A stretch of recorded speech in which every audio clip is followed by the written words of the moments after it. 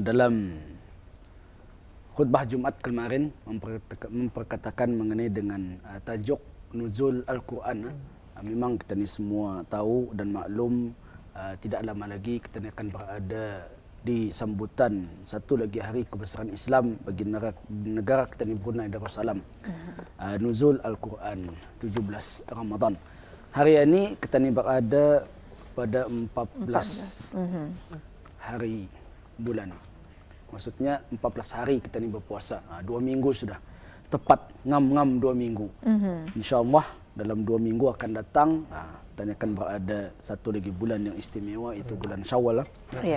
Dan di dalam bulan Ramadan, kita ni memang amat digalakkan dan untuk dituntut untuk mempertingkatkan segala amal ibadat, sembahyang berjemaah, termasuklah tarawih tu yang amat dituntut benar-benar sembahyang sunat tarawih berjemaah, tidak kiralah di masjid, di surau, balai ibadat maupun secara persendirian di rumah masing-masing.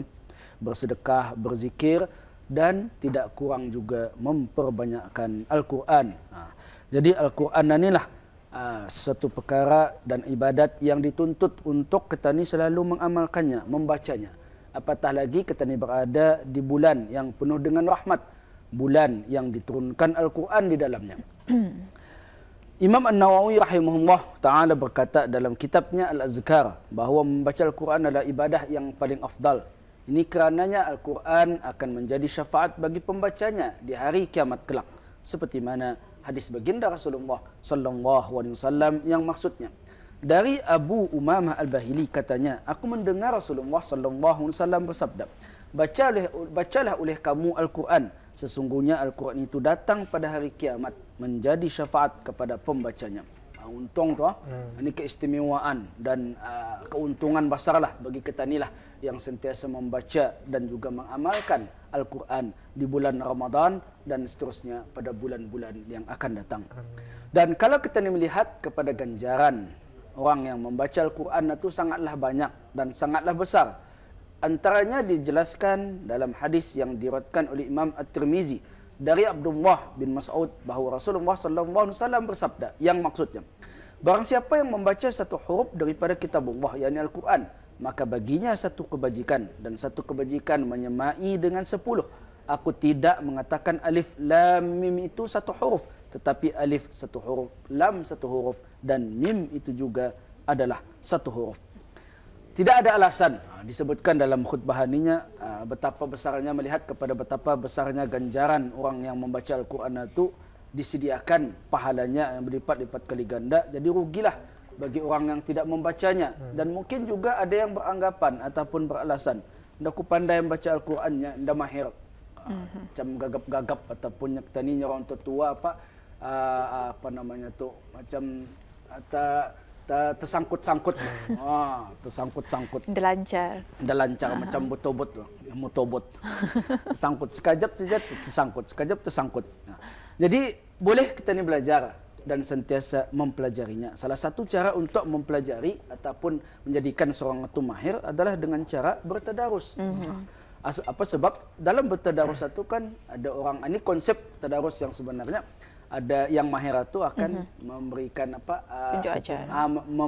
membetulkan meluruskan bacaan itu. Mana tahu tersasul ataupun salah baris kah apakah sebutan itu kurang indah luruskah. Jadi yang mahir itu akan meluruskan. Yang sepatutnya macam itulah. Dan untung orang yang indah pandai pun bukan yang dapat pahala.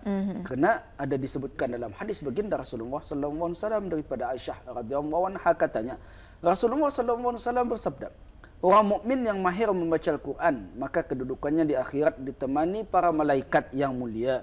Dan orang yang membaca Al-Quran padahal dia gagap sehingga sulit baginya membaca, maka dia juga mendapat 2 pahala. Untung Isa dan Hayatul Fazilah kita melihat orang yang membaca Al-Quran yang dah mahir ni dapat 2 pahala pula.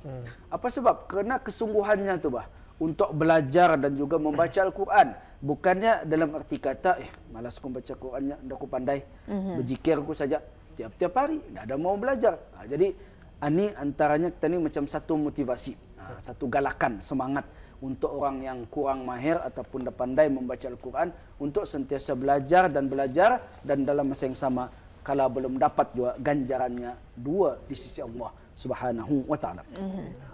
Dan tata cara untuk tadarus itu disebutkan juga dalam khutbah seperti yang di awal-awal kita katakan tadi, bertadarus itu adalah belajar Al-Quran. Orang yang mahir akan membetulkan, dan apabila diluruskan, orang yang kena luruskan itu katakan saya lah, dan tentu sebutan itu kena luruskan. Jadi jangan berkecil hati. Sepatutnya kita ni merasa bersyukur kerana ada kawan-kawan dalam jemaah bertadarus itu meluruskan, bukannya dibiarkannya. Kalau dibiarkannya jadi tentu bila kita ni kan berubah. Yang salah itu bila kan dibetulkan. Jadi ini yang sepatutnya yang perlu kita ni amalkan. Jangan mudah berkecil hati, apatah lagi macam terasa marah ataupun tersinggung. Itu ndak boleh tu. Apa kan kita tagur-tagur ni, biarkan tu banyak. Suka tiku bah. Itu ndak dapat tu. Jadi ndak dibolehkanlah. Dan alhamdulillah kita ni bersyukur sekali lagi sebagai penduduk dan rakyat di negara kita ni Brunei Darussalam, kita ni sangat beruntung dan bertuah. Kerana bulan Ramadan pada tahun ini bukan sahaja merupakan kesempatan kita ni untuk melipat gandakan amal ibadat. Bahkan bulan Ramadan pada tahun ini bertepatan sekali lagi dengan ulang tahun Hari Keputeraan ke bawah Duli Yang Maha Mulia Paduka Seri Baginda Sultan Haji Hassanah Bolkiah Mu'azzaddin Wad Daulah Sultan dan yang Pertuan Negara Brunei Darussalam yang ke-68 tahun.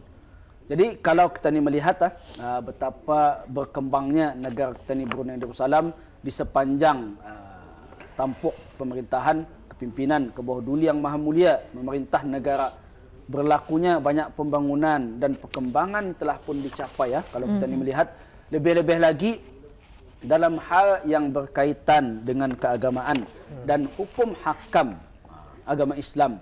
Sebagai contoh, negara kita ni telah pun mengisytiharkan pelaksanaan perintah Kanun Jenayah Syariah, di mana ini adalah satu kejayaan yang amat besar bagi negara kita ni. Dan lagi kalau kita ni melihat, ada lagi pelaksanaan Akta Pendidikan Agama Wajib yang akan menyelamatkan generasi kita di masa hadapan.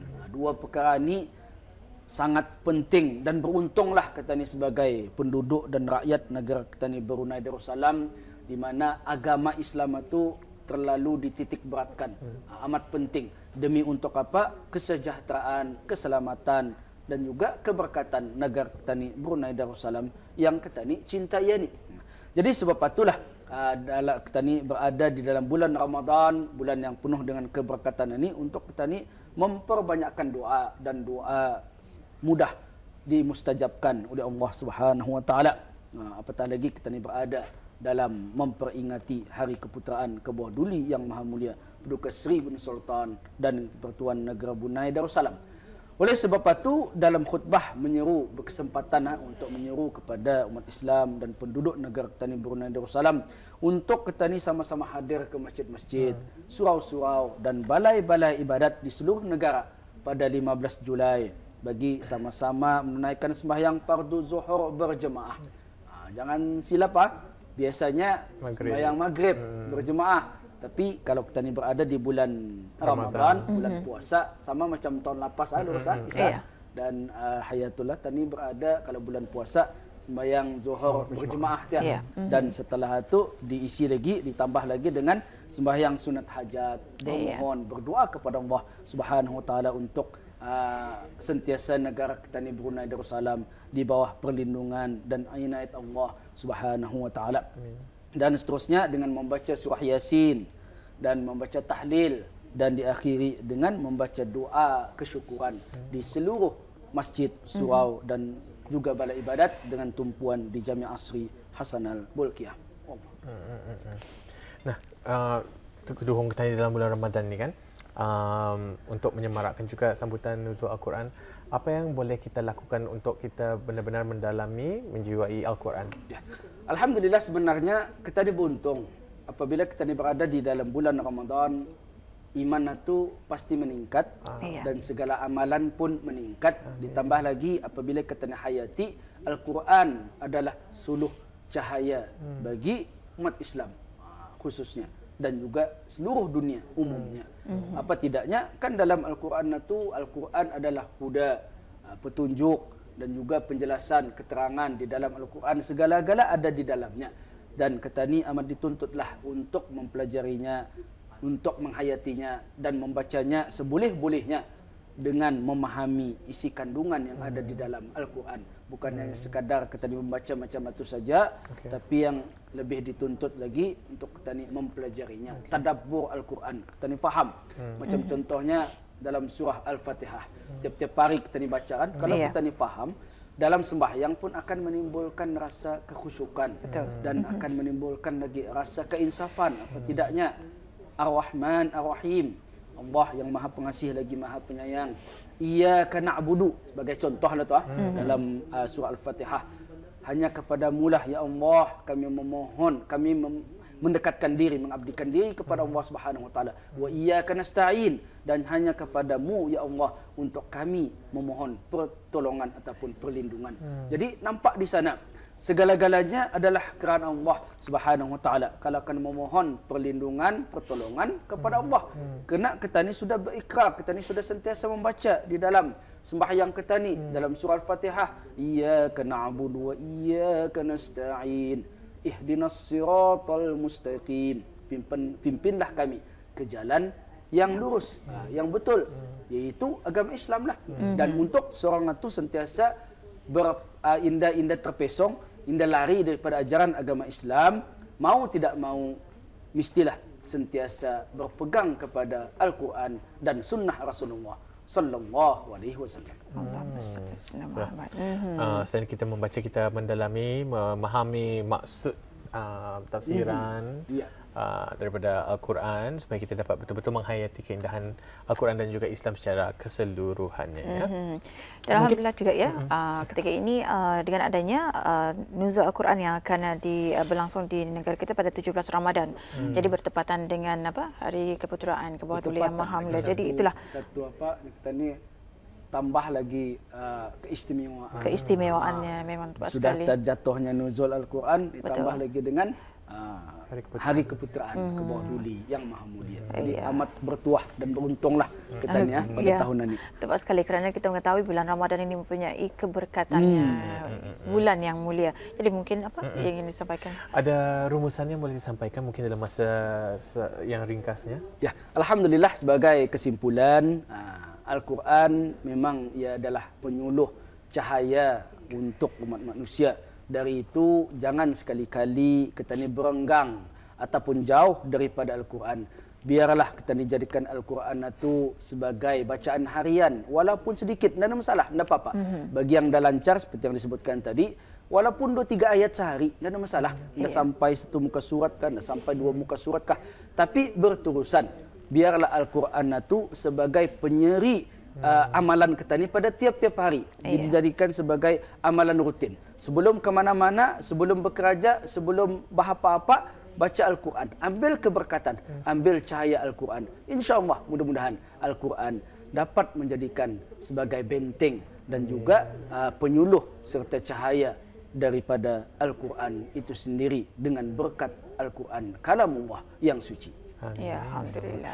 Terima kasih banyak-banyak Ustaz dengan huraian khutbah Jumaat yang sampaikan kemarin dan juga sekaligus mengingatkan kita ni semua untuk itulah menaiktarafkan lagi iman kita, amalan kita dan betul-betul mendalami, memahami isi kandungan Al-Quran.